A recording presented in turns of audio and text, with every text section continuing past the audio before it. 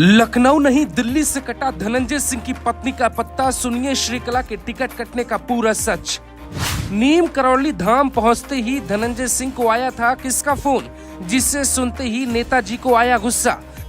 जिस नेता पर मायावती लेने वाली थी तगड़ा एक्शन, उसे प्रत्याशी बनाने की क्या है मजबूरी। सियासत में कई किस्से ऐसे होते हैं जो सामने से सामान्य नजर आते हैं, जबकि उसके अंदर कई और किस्से छिपे होते हैं। धनंजय सिंह की पत्नी श्रीकला रेड्डी के टिकट कटने के भी ऐसे कई किस्से सामने आ रहे हैं, जिसमें ये 3 बड़े दावे आपको सुनाते हैं, फिर बताते हैं कि जिस नेता पर मायावती तगड़ा एक्शन लेने वाली थी, उन्हें प्रत्याशी बनाने की क्या मजबूरी रही। पहला दावा, क्रोनोलॉजी ये कहती है कि पहले धनंजय जेल जाते हैं, फिर 16 अप्रैल को उनकी पत्नी को बसपा से उम्मीदवार बनाया जाता है। 1 मई को जब धनंजय जेल से छूटते हैं, उसके पहले ही ये डील हो जाती है कि या तो धनंजय को राहत मिलेगी या पत्नी चुनाव लड़ेंगी। दूसरा दावा, धनंजय सिंह 1 मई को पत्नी के नामांकन में नहीं पहुंचते। शायद उन्हें पहले से पता था कि मायावती आखिरी वक्त में गेम पलटने वाली है, इसीलिए नामांकन में जाकर कोई फायदा नहीं है। तीसरा दावा, धनंजय सिंह जेल से छूटते ही नीम करौली धाम जाते हैं। वहाँ उनके पास किसी एक बड़े नेता का फोन आता है और वो बताता है कि श्रीकला रेड्डी का टिकट काटने पर विचार किया जा रहा है। सुनते ही बाहुबली नेता को गुस्सा आ जाता है, लेकिन स्थिति ये थी कि वो कर भी क्या सकते थे।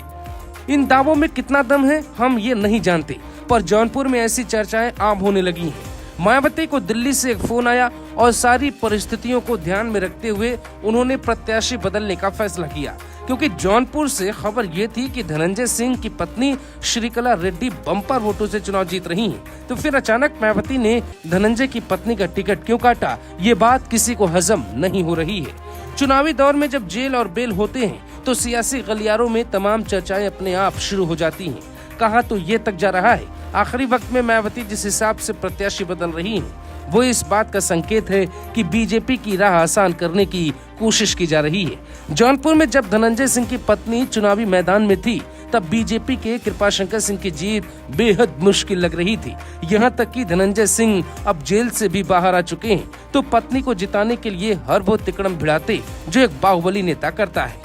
पर मायावती ने आखिरी वक्त में पूरा गेम ही पलट दिया। इसकी मजबूरी क्या थी, ये समझना बेहद जरूरी है। बीएसपी ने जौनपुर से धनंजय सिंह की पत्नी श्रीकला रेड्डी की जगह अब श्याम सिंह यादव को उम्मीदवार बनाया है। 2019 चुनाव में श्याम सिंह यादव ने यहां से जीत हासिल की थी और इस बार भी मायावती को भरोसा है कि वो जीतेंगे।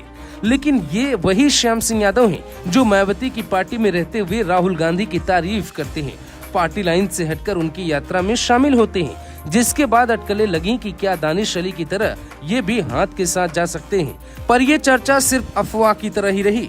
श्याम सिंह पर मायावती का भरोसा कम नहीं हुआ और अब खबर है कि अपने घर पे धनंजय सिंह ने बैठक बुलाई है।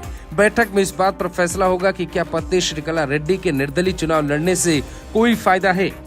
धनंजय सिंह की गिनती यूपी के बाहुबली नेताओं में होती है। कुछ दिनों पहले धनंजय सिंह का लॉरेंस कनेक्शन जब सामने आया, तो ऐसी चर्चा भी सामने आई कि अब धनंजय की सियासत लगभग खत्म हो गई और फिलहाल कहानी वही दिख रही है। पर असल सवाल ये है कि क्या मायावती ने किसी दबाव में आकर ऐसा किया है। स्थानीय पत्रकार ये कहते हैं कि श्याम सिंह यादव को कैंडिडेट बनाकर मायावती ने इस बार बीजेपी की राह आसान कर दी है।